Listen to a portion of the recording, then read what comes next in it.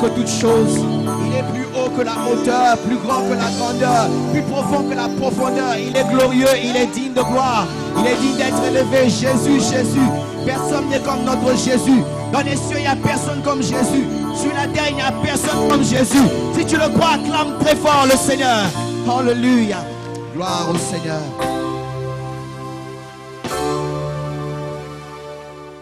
Nous restons debout, nous prenons nos Bibles.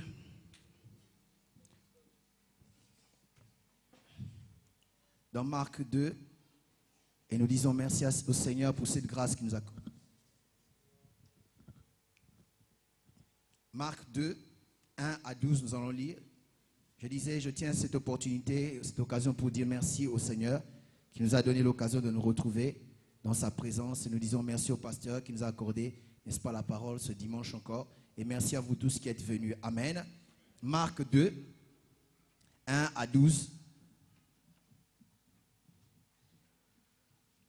Celui qui a trouvé peut dire Amen. Ok. Marc 2, 1 à 12. J'aimerais que nous puissions lire à haute voix, tous ensemble. Tous ensemble. À 3. 1, 2, 3. Quelques jours après, Jésus revint à Capernaum. Qu'est-ce qu'il fit? Il revint à Capernaum. On apprit qu'il était...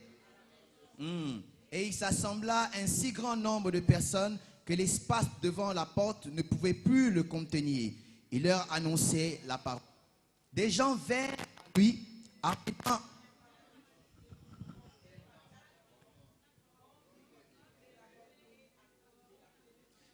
Ils découvrirent le toit de la maison où il était, et il descendit par cette ouverture le lit sur lequel le paralytique était couché. Jésus, voyant leur foi, dit au paralytique, « Mon enfant, tes péchés te sont pardonnés. » Il y avait là quelques scribes qui étaient assis et qui se disaient au-dedans d'eux, « Comment cet homme parle-t-il ainsi? Il blasphème. Qui peut pardonner les péchés si ce n'est Dieu lui-même, lui seul? » Jésus, ayant aussitôt connu par son esprit ce qu'ils pensaient au-dedans d'eux, leur dit, « Pourquoi avez-vous de telles pensées dans vos cœurs? Lequel est le plus aisé de dire au paralytique, « Tes péchés te sont pardonnés » ou de dire, « Lève-toi, prends ton lit et marche. » Or, afin que vous sachiez que le Fils de l'homme a sur la terre le pouvoir de pardonner les péchés, je te l'ordonne, dit-il au paralytique, « Lève-toi, prends ton lit et va dans ta maison. » Et à l'instant, il se leva, prit son lit et sortit en présence de tout le monde, de sorte qu'ils étaient tous dans l'étonnement et glorifiaient Dieu, disant, « Nous n'avons jamais vu rien de pareil. Nous n'avons jamais rien vu de pareil. » Amen. Hein? Avant de nous asseoir, nous allons prier pour la parole avant de nous asseoir, s'il vous plaît. Amen. J'aimerais nous dire, lorsque nous venons dans la présence du Seigneur, il est bon que nous puissions venir, nous attendons à quelque chose. Si nous venons, nous attendons à quelque chose, c'est comme ça que nous recevons aussi quelque chose de la part du Seigneur. Il y a des gens qui viennent, qui rentrent, et ils rentrent les mêmes parce qu'ils s'attendent à rien. Tu t'attends à rien, tu recevras rien. Mais si tu t'attends à quelque chose, tu recevras quelque chose. Alléluia. Le thème que nous avons partagé cet après-midi, nous l'avons intitulé « Jamais rien vu de pareil ». Avant de t'asseoir, aide-moi, trouve 3 personnes, dis jamais rien vu de pareil. Non, aide-moi, trouve 3 personnes, jamais rien vu de pareil. J'ai déjà entendu parler d'une chose pareille, mais celle-ci, j'ai jamais vu. Jamais rien vu de pareil. Oui, j'ai vu des gens être guéris, mais une guérison pareille, je n'ai jamais vu. J'ai vu des gens se marier, mais un mariage pareil, je n'ai jamais vu. J'ai vu des gens être élevés, mais jamais de pareille élévation. Est-ce que je suis en train de parler à quelqu'un? Si je ne te parle pas, ne dis rien. Mais si c'est toi, dis yeah! Nous allons prier. Seigneur, nous te bénissons pour ta parole. Nous prions au Dieu que cette parole de vie puisse toucher le cœur de quelqu'un, Seigneur. Que nos vies soient changées, ô Dieu. Apporte quelque chose, que le monde voie ta main dans nos vies. Au nom de Jésus. Amen. Gloire au Seigneur. Nous acclamons le Seigneur, nous reprenons nos places. Amen. Gloire au Seigneur. Jamais rien vu de pareil. Vous savez, bien aimé, l'une des choses difficiles dans la vie à faire, c'est lorsqu'on vous demande, n'est-ce pas, en quelques mots, où on vous demande carrément de pouvoir définir qui est Dieu.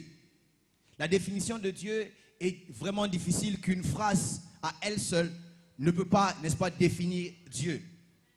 Même un livre, si on pouvait écrire un livre juste pour définir Dieu, on dira des choses, mais ces choses-là ne seront pas assez pour définir réellement qui est Dieu. Il est tellement profond que la profondeur elle-même ne peut pas contenir ce Dieu. Il est tellement grand que la grandeur ne peut pas le contenir. Il est haut, tellement haut, n'est-ce pas, que la hauteur est trop petite, n'est-ce pas, pour retenir ce Dieu-là. Il est difficile de donner une définition à Dieu. Mais à mon avis, l'un des moyens, ou le moyen le plus court pour définir Dieu, c'est de lui donner ces 3 adjectifs. Dire par exemple que Dieu est omniprésent, qui veut dire Dieu est partout. Pendant que nous sommes ici, Dieu est ici. Lorsque vous sortez là-bas, il est là-bas. Lorsque vous prenez une voiture pour aller au city, juste le moment où vous arrivez au city, vous trouvez déjà Dieu là-bas. Lorsque vous prenez un avion pour aller en Asie, vous rencontrez déjà Dieu de ce côté-là. En Amérique, Dieu est là aussi. Il est en tout temps, en tout lieu, à tout moment. Alléluia. Un deuxième adjectif, je dirais, Dieu est omniscient. C'est-à-dire, il connaît tout. Il sait ce qui se passe dans ta tête. Il sait ce qui se passe dans ton cœur. Il sait quel est le problème que tu as laissé à la maison. Qu'est-ce que tu es en train de traverser maintenant? Il n'y a rien qui peut, n'est-ce pas, surprendre Dieu parce qu'il connaît tout. Et troisièmement, nous dirons qu'il est omnipotent. Omnipotent qui veut dire qu'il peut tout ou il a tout le potentiel. Le potentiel qui veut rien dire, n'est-ce pas? Il a la capacité. Et lorsqu'on parle de potentiel, on parle plus de capacité qu'on n'a pas encore utilisée. Donc Dieu a encore beaucoup de potentiel en lui. En d'autres termes, Dieu est celui qui est plein de possibilités. Il est en d'autres termes un Dieu des possibilités illimitées. Lorsque nous regardons Dieu, il est Dieu non seulement à cause de ce qu'il a déjà fait, mais il est Dieu aussi à cause de ce qu'il n'a pas encore fait. Il y a des choses qu'il va encore faire qu'il n'a pas encore fait, qui sont encore à lui. Alléluia. Je disais, il est le Dieu des possibilités illimitées. C'est comme ça qu'un jour, un homme Jairus viendra implorer Jésus, lui dire, viens, n'est-ce pas, prier pour ma fille qui est malade. Et la Bible dit, n'est-ce pas, quelque temps après, alors qu'il était en train de presser cet homme, plutôt Jésus, la fille va mourir. Et lorsque la fille va mourir, en chemin, n'est-ce pas, Jésus dit quand même, allons-y, on va prier pour elle. Et cet homme se disait, il est mort, mais pourquoi il vient quand même? En allant encore là-bas, il y a une femme qui est venue, elle a touché le pan de la robe de Jésus. Et la Bible dit, elle a retrouvé la guérison, elle était guérie. J'imagine un peu, Jairus dit, mais comment cette femme vient, n'est-ce pas, au-devant de moi, alors que moi, il est en train de venir de traiter mon cas. Alléluia, merci.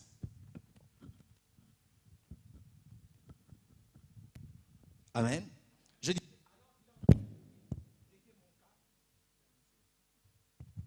laissez-moi, je vais me débrouiller avec celui-ci. Amen. Je disais que alors qu'il était en train, n'est-ce pas, de venir traiter le cas de la fille de Jairus, une femme est venue par derrière, elle a touché les pans de la robe de Jésus, et la Bible dit, elle fut guérie. Et Jésus lui-même va dire ceci, il dit, une puissance est sortie de moi. J'imagine un peu Jairus qu'on pouvait commencer à dire, oh, moi j'estimais qu'il allait venir dans ma maison pour prier pour ma fille, mais cette femme plutôt a déjà prié. Gardez s'il vous plaît, gardez plutôt ma voix au-dessus. Je disais, cette femme est venue, n'est-ce pas, est venue avant moi. Elle m'a dévancé. Elle a eu, n'est-ce pas, cette puissance qui allait guérir ma fille. Ne sachant pas qu'en Jésus, il y avait encore la puissance qui restait. Alléluia. Alléluia. Elle ne savait pas qu'en Jésus, il y avait encore une autre puissance qui restait pour les autres. Voilà pourquoi lorsque je regarde quelqu'un qui est béni, cela ne veut pas dire qu'il a clôturé la bénédiction. Parce que le Dieu qui est assis sur le trône, il a encore beaucoup d'autres possibilités. Il a encore d'autres bénédictions. Alléluia. C'est lorsqu'il bénit quelqu'un avec un travail. Le travail au ciel, il y en a encore. Même si on me dit qu'il n'y a plus beaucoup de travail ici à Dublin, mais avec Dieu, il y a encore le travail. Je dis, lorsque quelqu'un a eu de l'argent, il n'a pas clôturé la liste des gens qui ont l'argent. Lorsqu'il s'est marié, il n'a pas terminé le mariage. Lorsqu'il y a une espace, je ne sais pas quelle autre bénédiction, en Dieu, il a plein de potentiel. Il y a d'autres bénédictions encore. Il n'a pas clôturé les bonnes prédications. Il n'a pas terminé avec, n'est-ce pas, des grandes églises. Il n'a pas terminé avec des grandes bénédictions parce qu'en Dieu, il a encore. Aide-moi à dire à ton voisin, il a encore. Il est le Dieu des possibilités illimitées. Il n'est pas limité par les possibilités. Les hommes peuvent être limités, mais Dieu, lui, n'est pas limité. C'est comme ça. Un jour, lorsque Moïse était en train d'aller, n'est-ce pas, pour faire sortir les enfants d'Israël, alors qu'ils sont arrivés devant la mer Rouge, il n'y avait plus de possibilités devant la mer, derrière Pharaon, à côté une montagne, à droite une montagne. Il n'y avait plus de possibilités. Mais Dieu avait encore une possibilité. La Bible dit, il a frayé la mer. Depuis que le monde a été monde, la mer ne s'était jamais divisée en deux. Mais cela avait commencé avec Moïse. Pourquoi? Parce que notre Dieu est un Dieu des possibilités illimitées. Il y a des choses qu'il peut encore faire. Je dis, avec Dieu, ce n'est pas encore fini. C'est encore possible avec Dieu parce qu'il est Dieu. Il a toutes ces choses en lui. Alléluia. Parce qu'il a ces possibilités illimitées. Ça veut dire qu'il peut faire encore. C'est comme ça qu'il va parler de la bouche du prophète Ésaïe, n'est-ce pas, dans Ésaïe 43, verset 19. Il dit, voici, je ferai une chose nouvelle. Je ferai le chemin dans le désert. Hier, c'était, n'est-ce pas, un chemin dans la mer. Mais aujourd'hui, c'est un chemin dans le désert. Je ferai une chose nouvelle. Et des fois, Dieu a eu la difficulté de pouvoir nommer la chose. Il dit seulement chose. Pour que vous, lorsque vous allez voir cette chose, vous puissiez la nommer telle que serait. Mais si vous êtes pressé de nommer, vous risquez de donner, n'est-ce pas, une mauvaise définition à la chose que Dieu veut faire. C'est comme ça que lorsque vous lisez la Bible plutôt, les livres particuliers des prophètes, un des prophètes va annoncer, n'est-ce pas, la restauration de la nation d'Israël. Il va dire ceci, il dit, je suis en train de voir Israël revenir sur sa terre, n'est-ce pas, avec, sur les ailes d'un aigle. En fait, ce que le prophète était en train de voir, c'était un avion. Mais puisqu'en ce temps, il n'y avait pas d'avion, il a dit les ailes d'un aigle. Et en 1948, comme nous le savons, lorsque la nation d'Israël est née encore, ils étaient revenus en avion. N'était-ce pas la parole de Dieu? Yes, c'était la parole de Dieu. Mais puis c'était une chose nouvelle. En ce temps-là, il n'y avait pas, mais ils ne savaient pas qu'en Dieu, il y avait déjà des choses nouvelles. Alléluia. Et le texte que nous avons lu nous raconte l'histoire de cet homme qui est paralytique. Paralytique qui, n'est-ce pas, souffrait de cette maladie de paralysie, limité en lui-même. Parce que la paralysie, en fait, lorsque vous êtes frappé de la paralysie, ça touche soit vos nerfs, soit ça les diminue, soit carrément, vous n'avez plus, n'est-ce pas, l'occasion, plutôt le moyen de pouvoir bouger comme il se doit. Et cet homme était paralysé, je ne sais pas pendant combien de ans, mais il était là. Et lorsque vous lisez toute l'histoire, il y a tellement de choses extraordinaires, n'est-ce pas, qui sont passées. Dans le verset, la Bible dit, dans le chapitre 2, verset 1, la Bible dit ceci, que Jésus est revenu à Capernaum. Que veut dire que Jésus est revenu s'il n'était pas venu avant? Et la question est celle-ci. S'il était venu avant, où était ce paralytique? Parce que lorsque vous lisez dans le chapitre 1er, vous verrez que Jésus est venu à Capernaum et c'est là qu'il a accompli des grands miracles, des miracles extraordinaires. Et lorsque vous allez dans le livre de Matthieu, Matthieu dit que tous les malades qu'on l'avait emmenés, il avait guéri tous les malades, sauf personne. Tout celui qui avait eu l'opportunité de voir Jésus ou l'occasion de rencontrer Jésus ce jour-là, il était guéri. Mais je pose la question, où était cet homme? Lorsque Jésus faisait du bien, où il était? Absent. Vous savez, il y a des endroits où il ne faut jamais être absent. Je répète cela pour que tu l'entendes bien. Il y a des endroits où il ne faut jamais être absent. Les endroits comme l'église. Un frère, un jour, il n'est pas venu un dimanche à l'église. Il va rencontrer son pasteur. Son pasteur lui dit, mais je ne t'ai pas vu à l'église. Il dit, non, pasteur, j'étais à la pêche. Il dit, ah, tu étais à la pêche? Il dit, oui, j'étais avec vous en esprit, mais j'étais à la pêche. Ah, le pasteur dit, ok, ce n'est pas un problème. Le dimanche prochain, envoie l'esprit à la pêche, mais toi, viens. Oui, que l'esprit ait péché, mais toi, viens. Il y a des lieux où il ne faut jamais manquer. Sinon, tu risques d'être comme Thomas. Tu ne crois pas que Dieu peut faire ces choses-là. Non, s'il veut, il veut. Non, non, non. Thomas n'a pas vu ces choses parce qu'il n'était pas là. Voilà pourquoi il doutait. Il y a des endroits où il ne faut jamais manquer. Jésus est venu, il a guéri tous les malades. Mais cet homme n'a pas reçu la guérison. C'est comme quelqu'un qui a manqué peut-être beaucoup d'opportunités de la vie. Tu as eu à toucher de l'argent dans ta vie. Mais tu t'es amusé avec cet argent, c'est fini. Aujourd'hui, tu te poses la question, ah, si je savais vraiment, j'aurais pu construire, j'aurais pu bâtir, j'aurais pu. Parce que tu as manqué les opportunités. Il y a d'autres personnes qui ont eu l'opportunité, n'est-ce pas, de changer leur vie. Ils ne veulent pas changer.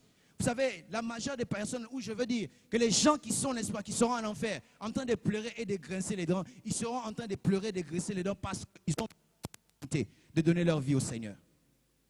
Si je changeais, quand on m'a prêché, je m'excusais là, en train de pleurer et de grincer les dents. Parce qu'ils ont manqué l'opportunité.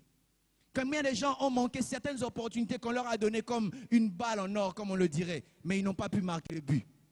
Ils ont manqué les opportunités. Lorsque je suis en train de parler, peut-être dans ta pensée, tu es en train de voir, je prie que tu puisses voir cette opportunité que tu as manquée plusieurs fois. Tu pouvais avoir l'opportunité de bien, n'est-ce pas, éduquer tes enfants, bien les aider, mais tu as manqué. Aujourd'hui, ils sont je ne sais où. Tu as manqué une opportunité. Une opportunité, n'est-ce pas, de pouvoir faire des bonnes choses, des grandes choses, et même de servir le Seigneur. Mais tu as manqué cette opportunité.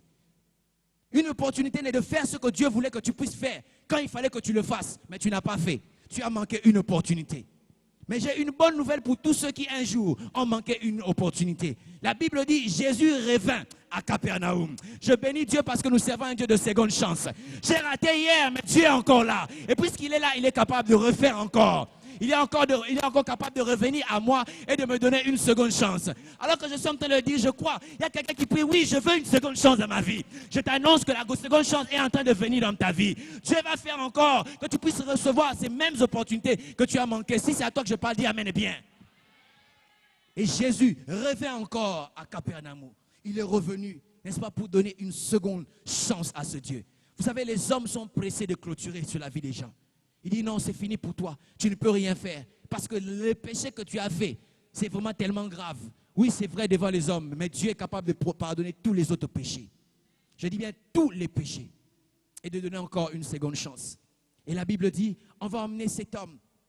On l'emmène, n'est-ce pas, dans cette ville-là, où Jésus était. Et la Bible dit que Jésus était dans la maison. Dans la maison.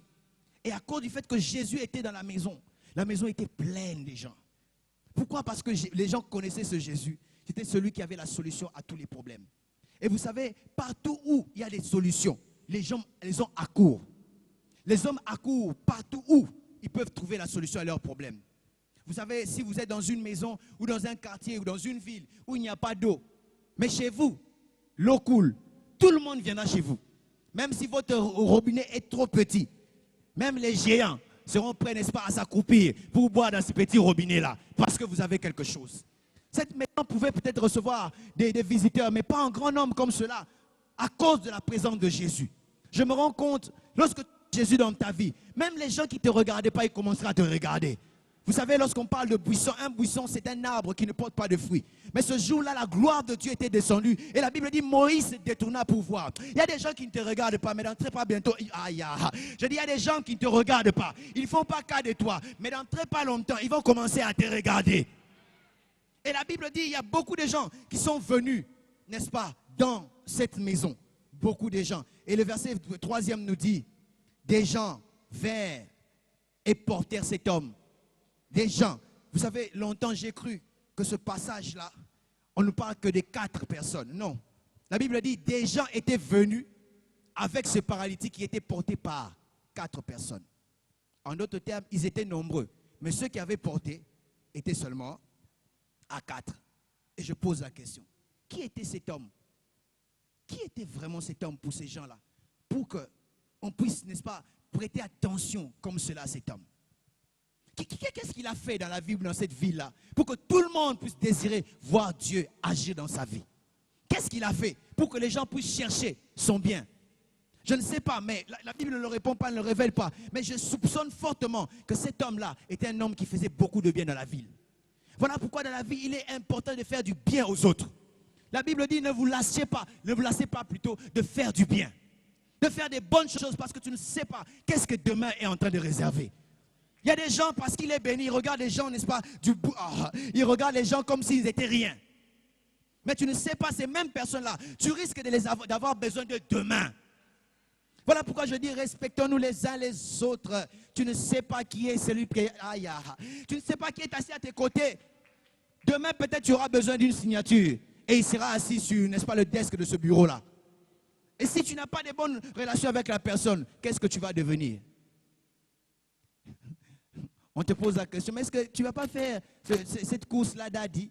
Tu dis non, pas aujourd'hui. Maman ne comprend pas. Oh, tu sais que la personne qui est là, bête noire, les choses que tu lui as fait. Donc si elle te voit, elle va te chasser. Des enfants disent, mais papa, tu négliges mon dossier. Non, on va arranger, mais toi-même tu sais. Mais la personne là, je peux plus demander. Bien aimé, apprenons à nous respecter les uns les autres. Avant que j'avance, aide-moi, dis à ton voisin, respecte-toi, respecte-moi parce que tu ne sais jamais. Peut-être c'est moi qui vais t'aider, c'est peut-être moi qui vais t'ouvrir cette porte-là. C'est peut-être moi qui vais te connecter à cette personne-là qui va amener l'élévation dans ta vie. Tu ne sais jamais. Voilà pourquoi gardons des bonnes relations avec les gens. Je ne sais pas qu'est-ce qu'il a fait, mais son problème était le problème de tout le monde. J'aimerais être celui-là qui va, n'est-ce pas, impacter les gens pour qu'un jour, lorsque j'aurai des problèmes, que ce soit le problème de tout le monde. Toi, tu te poses la question, moi, on ne fait pas pour moi. Qu'est-ce que toi, tu fais pour les autres? Tu ne fais rien, on ne fera rien pour toi. Seulement parce que la Bible nous dit de pouvoir t'aimer, on va t'aimer. Mais normalement, oui, mais normalement, alléluia, cet homme certainement faisait des bonnes choses. Voilà pourquoi les gens ont porté, n'est-ce pas, son fardeau à cœur. Je vois, n'est-ce pas, le cas de Pierre. Lorsque Pierre était, n'est-ce pas, enchaîné en prison, dans Acte 12, la Bible dit, l'Église a commencé à intercéder sans cesse en faveur de Pierre. Entre-temps, Jacques a été arrêté avant, on l'a tué, il est mort. Et dans le chapitre 7e, Étienne aussi fut lapidé, il est mort. Et lorsque les gens ont réalisé que Pierre a été arrêté et on va le tuer aussi, et connaissant ce que Pierre était celui qui a annoncé l'évangile, n'est-ce pas, au premier jour de la Pentecôte. Pierre était celui, n'est-ce pas, qui était en ce temps comme le chef de l'église, celui qui conduisait les choses. Pierre était celui-là qui était leur pasteur. Pierre était celui-là qui prenait soin de ces brebis-là, qui les enseignait, qui priait pour eux. Voyez-vous, celui qui a ressuscité Dorcas. C'est Pierre-là, il a dit, oh, il est tellement important, nous ne le laisserons jamais. Et la Bible dit, ils ont prié sans cesse pour Pierre. Il dit, Jacques est mort, mais Pierre ne mourra jamais. Je ne sais pas, je ne dis pas que Jacques était mauvais, mais Jacques est mort, mais Pierre, lui, ne mourra jamais. Lorsque je réalise ce que Pierre est pour moi, il ne mourra jamais. Lorsque je réalise ce que Pierre a fait pour moi, Seigneur, je ne peux pas accepter que mon Pierre puisse mourir. Je ne sais pas qu'en est-il de toi, mais dans ma vie, je reconnais que j'ai d'autres Pierres et ils ne peuvent jamais mourir. Si mon Jacques est mort, qu'il meure, mais Pierre, il ne mourra jamais. Parce que son problème est comme mon problème. Et la Bible dit, ils ont pris, n'est-ce pas, ce problème-là. Ils ont commencé, n'est-ce pas, à mener le paralytique au devant de Jésus. Ils n'ont pas laissé leur problème à la maison. Oh, ils n'ont pas laissé, n'est-ce pas, le problème les éloigner de Jésus. Mais ils ont amené leur problème au devant de Jésus. Vous savez, il y a des gens, à cause de certains problèmes, se disent non. Moi, je ne venais pas à l'église. Oh, pourquoi toi, tu ne sais pas, j'ai tel ou tel autre problème. Au lieu d'amener le problème dans la présence de Dieu. Mais il permet à ce que le problème l'éloigne de la présence de Dieu. Il a dit non, avec tout ce que j'ai fait, qu'est-ce que vont dire les hommes? Je ne viendrai pas dans la présence. Non. Ne permets pas ta culpabilité, ta honte ou quoi que ce soit, t'éloigner de la présence de Dieu. S'il faut traîner la culpabilité, traîne-le dans la présence de Dieu. Alléluia. S'il faut traîner ton problème, traîne-le dans la présence de Dieu. Parce que dans la présence de Dieu, il y a toujours des solutions. Il n'y a pas un problème, n'est-ce pas, que Dieu était incapable du reste. Dieu a tellement de solutions qu'il lui manque des problèmes. Il cherche des problèmes pour qu'il puisse donner solution. Lorsque tu as un problème, ne laisse pas le problème à la maison. Amène dans la présence de Dieu. Est-ce que quelqu'un est en train de m'entendre? Hein? Je ne sais pas où est cette personne-là qui dit Amen.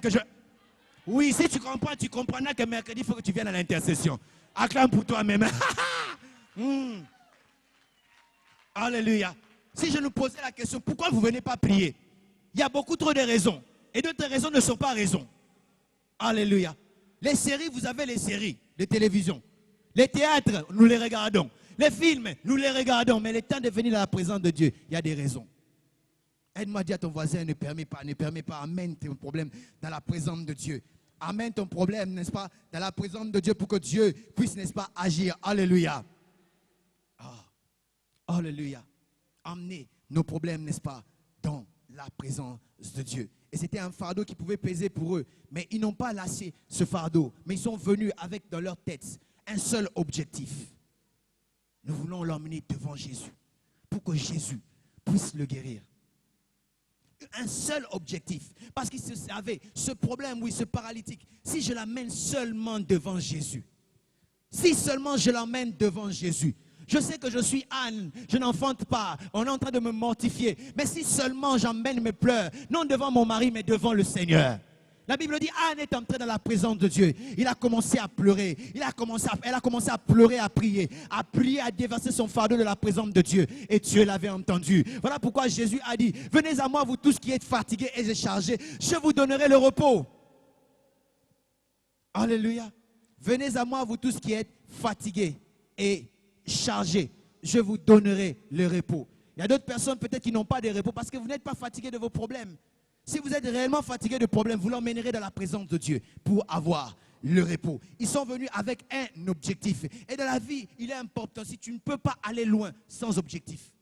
Vous savez, il y a des gens qui vivent sans objectif. Où tu vas? Je ne sais pas. Qu'est-ce que tu fais? Je ne sais pas. Pourquoi? Je ne sais pas. Il y a des gens qui ont cru que venir en Europe, c'est la finalité en soi. Alléluia. Pas d'objectif. Il a une grande télévision avec une grosse télécommande en train de chatter. Pour lui, c'est la fin. Je suis en Europe. Alléluia. Et il va faire des photos, n'est-ce pas, sur Ocon Street. Chaka. Notre grand frère qui est en Europe. Sans objectif. Quelqu'un a dit ceci. Si tu n'as pas d'objectif pour ta vie future, ton passé, ton présent, risque n'est pas, n'est-ce pas, être différent de ton futur. Ça veut dire si tu étais pauvre dans le passé, tu resteras pauvre. Si tu étais, n'est-ce pas, sans argent dans le présent, tu resteras sans argent. Parce que tu n'as pas d'objectif. Puissions-nous nous fixer des objectifs dans la vie. Je veux devenir, je veux devenir. Parce que tu sais que tu veux devenir, tu vas commencer, n'est-ce pas, à t'appliquer pour devenir ce que tu voulais. Tu t'appliques à devenir. Comme cela. Alléluia. Alléluia. Vous savez, quelqu'un qui a des objectifs, donne-lui 2 ans seulement. Lorsque tu viendras, tu ne vas pas reconnaître cette personne. À cause des objectifs. Si tu viens quelques années après, tu vois cette personne-là n'a pas changé, c'est parce qu'elle n'a pas d'objectif. Toute personne qui a des objectifs dans la vie, sa vie n'est plus la même.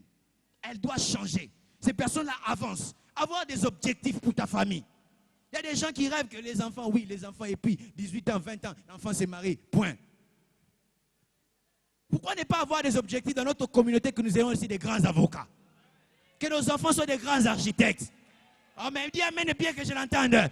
Mais pourquoi pas qu'ils soient des grands ministres dans ce pays? C'est ça les objectifs que nous devons fixer. Alléluia. Ils doivent aller à l'école. Je dis aller à l'école. Et qu'ils étudient bien. Et très bien. Dites aux enfants, s'il faut retenir les points, les virgules, retenez-les. Parce que j'ai un objectif, je vais voir que tu deviennes ministre un jour. Alléluia. Là où les parents ne peuvent pas aller, les enfants peuvent aller. La Bible dit ceci. Celui qui a des enfants, c'est comme une flèche dans le carquois. Alléluia. Je l'ai prêché un jour. Les fils sont comme ils sont plutôt un héritage. Psaume 127. Ils sont comme des flèches dans le carquois. Vous savez, celui qui tire une flèche, lui, il ne va pas là-bas, mais il tire la flèche là-bas. Ce qui veut dire, là où papa, toi, tu ne peux pas aller. Tu es arrivé ici tard. L'enfant est encore jeune. Tu peux bien le cibler et le tirer. Et il va arriver. Aide-moi, dis à 3 personnes et des objectifs. Pour nos enfants, des objectifs. Nous voulons que dans 10 ans, cette église soit différente. Parce que nous aurons des avocats. Parce que nous aurons des ministres. Des grands architectes. Si tu es d'accord, dis yeah! Oh, gloire. Gloire à Jésus. Nous voulons avoir des objectifs. Alléluia. Un seul objectif qui puisse être dans la présence du Seigneur Jésus. Et la Bible dit, ils l'ont emmené, n'est-ce pas, au présent de Jésus. Lorsqu'ils arrivaient, ils ont vu, n'est-ce pas, un grand obstacle. Il y avait une grande foule. La porte était bondée. Il y avait tellement beaucoup de gens, ils ne pouvaient pas entrer. La fenêtre et le toit, où est-ce qu'on peut entrer? Si c'était peut-être toi et moi, on allait dire, ça va, l'essentiel, on l'a quand même emmené. L'essentiel, je n'aime pas cette phrase-là. Cette phrase, ce sont des gens qui ont échoué, qui pour se consoler. Bon, l'essentiel quand même, j'ai mangé. L'essentiel quand même. L'essentiel, il n'y a pas d'essentiel. Moi, je vais arriver jusqu'au bout. Alléluia. Alléluia. S'il y a des mots-boutistes, nous voulons être des jusqu'au-boutistes. Allez jusqu'au bout. Mais comment? Oh, l'essentiel. L'essentiel quand même, j'ai dit l'essentiel. Non, tu n'as pas terminé. Tu dois terminer, aller jusqu'au bout. Il y avait la foule, il y avait un obstacle. Mais ils ne se sont pas arrêtés. Ils ont continué encore. Et ils se sont dit, mais qu'est-ce qu'on va faire? Il y a un grand obstacle. Mais la foule est tellement grande. Il y a beaucoup de gens. On ne sait pas par où est-ce que nous allons entrer. Comment est-ce qu'on va faire pour entrer? Ils se sont posés beaucoup de questions. Et cette histoire me rappelle un tout petit peu Zachée. Zachée avait un objectif comme quoi il voulait voir Jésus. Mais le problème, c'est qu'il y avait une foule. Premier obstacle. Deuxième obstacle, il était petit de taille. Alléluia. Donc si vous le mettez avec les pasteurs, ils avaient la même taille. Vous comprenez ce que je veux dire? Il était petit de taille, il ne pouvait pas voir Jésus. Il était limité. Il y a des fois, n'est-ce pas, la vie nous présente beaucoup de limites. Les limites extérieures. Mais aussi, il y avait une limite intérieure qui était sa propre personnalité. Il y a des limites que nous, on n'a pas de pouvoir sur ces limites-là. On ne peut rien changer. Tu ne peux pas changer la couleur de ta peau. À moins que tu puisses faire ce qu'on est en train de faire. Quelqu'un disait, il dit, attention, il ne faut pas mettre ces choses-là. Parce que Dieu a envie de te bénir, il se pose la question, où est sœur, où est frère? Il ne te voit plus. Parce que lui, il sait qu'il t'a créé noir, toi tu es devenu clair. Et les anges disent, Seigneur, on est allé pour bénir frère, mais je ne l'ai pas vu. Et j'ai vu quelqu'un qui le ressemble, me dit, moi aussi j'allais vous demander si c'est lui ou c'est une autre personne. Parce que Dieu qui t'a créé noir, toi tu es devenu, mais il y a des choses où nous ne sommes pas obligés de changer. Laissons-les. Laisse-le comme ça. Tu es belle comme ça. Tu es beau comme ça. Et lorsque Dieu t'a créé, il n'avait pas fait une erreur de te créer comme ça. Alléluia. Il y a des choses que nous ne pouvons pas changer. Sa taille était petite, mais cela n'a pas stoppé. Il était tellement déterminé, j'ai un objectif. Je dois voir Jésus. Je dois voir ce Jésus-là. Je dois voir ce Jésus. Et qu'est-ce qu'il a commencé à faire? Il a commencé à chercher des possibilités. Dis après moi possibilité. Il a commencé à chercher des moyens. Dis après moi moyens. Il a commencé à réfléchir. Je me rends compte, une des armes puissantes que Dieu a données à ses enfants, c'est la réflexion. Parce que lorsque nous sommes en train de réfléchir, c'est alors que Dieu vient rencontrer nos pensées pour nous inspirer. Et derrière toute inspiration se cache un miracle. Je parle, n'est-ce pas, de Joseph. La Bible dit, lorsqu'il a appris que Marie était enceinte, il a commencé à réfléchir. Cette femme, est-ce que je dois continuer avec elle? Est-ce que je dois laisser? Et en ce moment, Dieu est venu rencontrer ses pensées. Et il dit, ne la laisse pas. Pourquoi? Parce qu'elle est en train de porter les miracles. Lorsque nous réfléchissons, bien-aimés, c'est alors que Dieu vient nous rencontrer pour nous donner le miracle. Car derrière toute inspiration se cache un miracle. Il a commencé à réfléchir, qu'est-ce que je veux faire? Qu'est-ce que je veux faire? Et la Bible dit, Zachée a dévancé. A dévancé. Comment est-ce qu'il peut dévancer? Certainement, il a compris que tel que Jésus est en train de passer comme ça, certainement, il va passer sur ce chemin-là. Vous savez, lorsque nous réfléchissons, nous pouvons voir comment est-ce que la tendance des choses peut arriver. Alléluia. Comment est-ce que les choses, n'est-ce pas, sont en train de... Dans quel tournant de la vie nous sommes en train d'être? Qu'est-ce qu'on peut devenir lorsque nous réfléchissons? Tel que les choses sont en train d'aller comme ceci, je pense que pour ma famille, il faudrait. Pour mes enfants, il faudrait. Pour ma vie, il faudrait. Parce qu'il y a des tendances qui montrent que les choses peuvent être. Et si vous êtes un homme averti, vous allez dévancer tout le monde. Et aller faire. Vous savez, le problème surtout avec nous les Congolais, tout ce que nous savons, c'est imiter les autres. Quand nous apprenons tel, il a commencé les shops. Shop, c'est shop. Shop, lui aussi cherche un shop. Lorsqu'on a appris, tout le monde part à Kinshasa. Je ne dis pas à Kin. Tout le monde à Kinshasa. S'ils apprennent. Il veut seulement imiter. Mais il ne regarde pas les tendances. Si tu regardes les tendances, tu seras le premier. La Bible dit, Zachée est allé. Peut-être lorsqu'il était en train de dévancer, personne ne pouvait faire cas de lui. Personne ne pouvait même le regarder. Parce qu'il était tellement petit. Il est monté à l'arbre. Et imaginez-vous, un patron comme Zachée. S'il était congolais, ça aurait été le ministre, je ne sais pas où vient le responsable, le PDG de la contribution. Parce que c'était celui qui collecte les taxes. Et c'était aussi un fraudeur, imaginez-vous. Donc il avait beaucoup d'argent. À Kinshasa, on l'aurait appelé Mopao. Oui, il n'allait pas passer inaperçu. Lorsque sa voiture passe, tout le monde sait que c'est Zachée qui est en train de passer. Mais c'est Zachée, le petit, il a continué à courir. Il est monté sur l'arbre. Imaginez-vous combien c'est ridicule pour un PDG comme lui de monter sur un arbre. Des fois, les miracles se cachent derrière les ridicules. Je vous dis, frère, des choses qu'on ne peut pas comprendre. Mais comment est-ce qu'un homme qui a étudié comme lui, il peut commencer à faire ces choses? Comment est-ce qu'une femme qui est très intelligente, sage comme elle fait ces choses-là? Mais tu ne sais pas ce que j'ai entendu, tu ne sais pas ce que j'ai compris, tu ne sais pas ce que Dieu m'a dit. Je fais cela parce que je sais. C'est peut-être ridicule, mais demain, demain, les choses seront différentes. Et la Bible dit, Zachée est monté dans l'arbre alors que Jésus était en train de passer. Jésus s'est arrêté. De toute la foule, personne n'avait arrêté Jésus sauf Zachée. Pourquoi? Parce qu'il a su voir les tendances. Comment est-ce que les choses sont en train d'avancer? Il a couru, il a dévancé. Et les plus petits étaient devenus les plus des géants. Le plus petit était devenu le plus géant.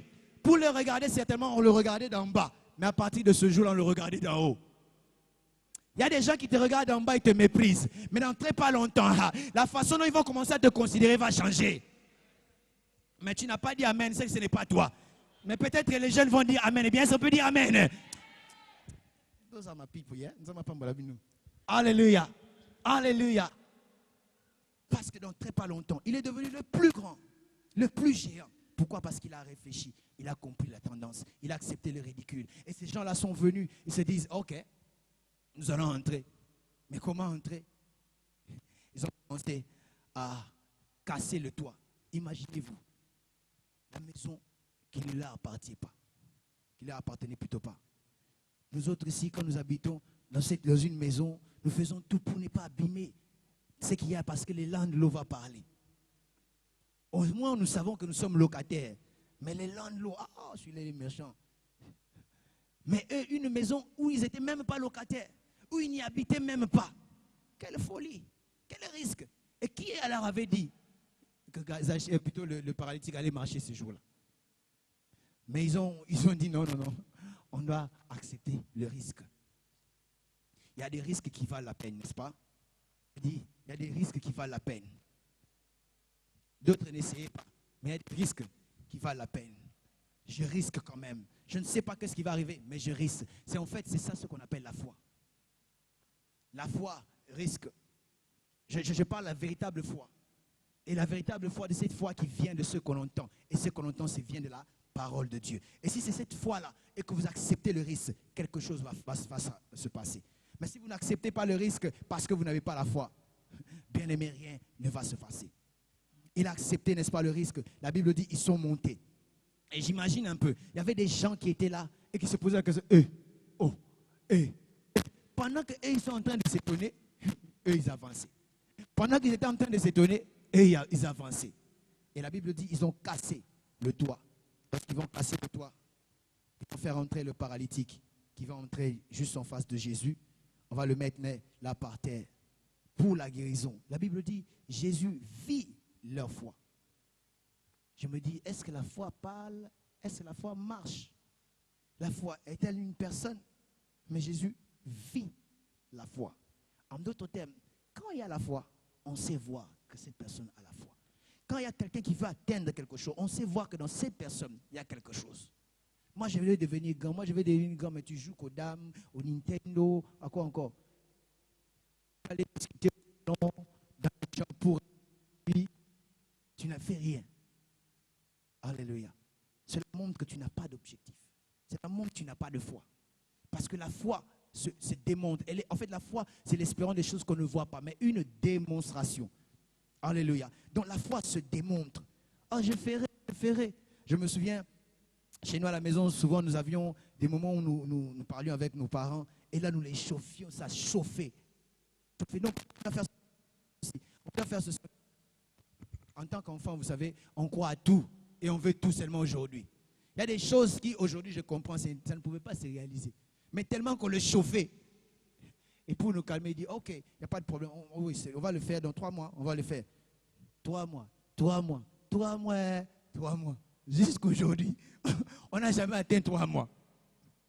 Pourquoi? Parce que lui-même, il savait. Il n'avait pas de foi qu'il allait accomplir cela. Je veux dire quoi? Il y a des choses qu'on dit qu'on peut faire, mais on ne fait pas. Il n'y a aucun geste qui montre que nous voulons faire. Et nous n'arriverons jamais à cela. La Bible dit Jésus vit leur foi. Ils ne pouvaient rien de eux-mêmes. Avec Jésus, ils pouvaient. Mais Jésus a vu leur foi. Et lorsqu'ils sont venus, au lieu que Jésus puisse, n'est-ce pas, se tenir de vous dire directement, sois guéri. Jésus a dit d'abord, tes péchés te sont pardonnés. Tes péchés te sont pardonnés. En d'autres termes, ce qui est plus important pour Dieu, c'est ton salut que ta bénédiction. Dieu est plus concerné par ton salut que ta guérison. Dieu est plus, n'est-ce pas, concerné par ton salut que ton élévation. Alors n'aime pas ton élévation plus que ton salut. Il y a des gens qui pensent tellement à l'élévation, guérison, je ne sais pas, mon mariage et autre chose, mais ils ne pensent pas, n'est-ce pas, à leur salut. Que sert-il à un homme de tout gagner si aujourd'hui il peut perdre son âme? Je venais à l'église et puis je perds mon âme. J'avais des voitures, mais je perds mon âme. J'avais un bon travail, mais je perds mon âme. Que servirait-il à un homme d'avoir toutes ces choses et de perdre son âme? Ce qui est important, c'est d'abord ton cœur, c'est d'abord ta vie spirituelle. Voilà pourquoi ne permet personne, n'est-ce pas, troubler ta vie chrétienne, ne puisse déranger ta vie chrétienne. Qu'on puisse déranger autre chose, mais pas la vie chrétienne. Parle le mal de mes parents si tu veux, mais pas la vie chrétienne. Parce que la vie chrétienne est très importante. Alléluia. Et cet homme-là est arrivé. Tes péchés te sont pardonnés. C'est le souci de Dieu. Voilà pourquoi lorsqu'il fallait qu'il puisse, n'est-ce pas, nous sauver, Jésus n'a pas envoyé un ange. Il n'a pas envoyé un archange. Mais il est venu lui-même. Alléluia. Parce que c'était tellement important, il est tellement concerné, dérangé par le fait que toi et moi, nous serons sauvés. Il dit non, cette affaire, je ne vais pas déléguer le pouvoir, je vais venir moi-même pour sauver. Et la Bible dit, il est venu et il est mort sur la croix pour toi et moi. Il a payé, n'est-ce pas, le prix de la rançon pour que toi et moi, nous soyons sauvés. Pour que nous puissions avoir le salut, parce que c'est le plus important pour lui. Le plus important, ce n'est pas de venir à l'église, quoique Dieu veut que tu viennes à l'église. Le plus important, ce n'est pas, n'est-ce pas, que tu puisses avoir des biens. Quoi que Dieu t'a promis, des biens qu'il va te donner. Le plus important, ce n'est pas que tu sois, je ne sais pas moi, élevé à la plus haute dimension. Non, non, non, non, non. Le plus important, c'est d'abord ton salut. Si tu as le salut, c'est alors que tu peux avoir le reste qui sont en train de venir. Et cet homme-là est arrivé devant de Jésus. Je pose encore la question à cet homme. Tu es très près, n'est-ce pas, de ton salut. Comment est-ce que tu es arrivé là? Alléluia. Tu es prêt, mais comment es-tu arrivé là? Je vais poser la question à chacun d'entre nous. La vie que tu as, je dirais tu es en Europe, tu as peut-être un travail, tu es peut-être en train de mener la vie que tu mènes. Je pose la question, comment es-tu arrivé là? Si ce n'était pas ces hommes, cet homme-là n'allait pas arriver. Donc, voilà pourquoi dans la vie, ça ne sert à rien de se vanter, se battre la poitrine, moi. Si les autres n'avaient pas, n'est-ce pas, contribué, tu ne serais pas toi. Lorsque je suis en train de prêcher ici, vous voyez seulement une seule personne en train de prêcher. Mais il n'y a pas seul, il y a toute une foule qui est en train de prêcher avec moi, que vous ne voyez pas. Mon père est ici, au travers de son éducation. Ma maman est ici, au travers de ses conseils. Mes grands frères, ma famille, mes amis, celui qui m'a amené au Christ, il est ici. Mes professeurs, mes pasteurs, ils sont ici. Peut-être toi aussi, pendant que je parle, tu es ici. Oui, ah oui. Personne ne peut dire je suis ce que je suis par moi-même. Il y a toute une foule autour de moi ici. Alléluia. Et même autour de toi, il y a toute une foule. Il est arrivé là, devant Jésus. Tes péchés te sont pardonnés. Je me rends compte que Jésus, c'est quelqu'un, des fois il cherche des problèmes. Oui, c'est normal parce qu'il a la solution. Il aurait pu lui dire à l'oreille, tes péchés te sont pardonnés. Mais il a dit à haute voix. Et tout le monde a entendu cela. Il dit, mais quoi? C'est un blasphème, c'est un blasphème, c'est un blasphème.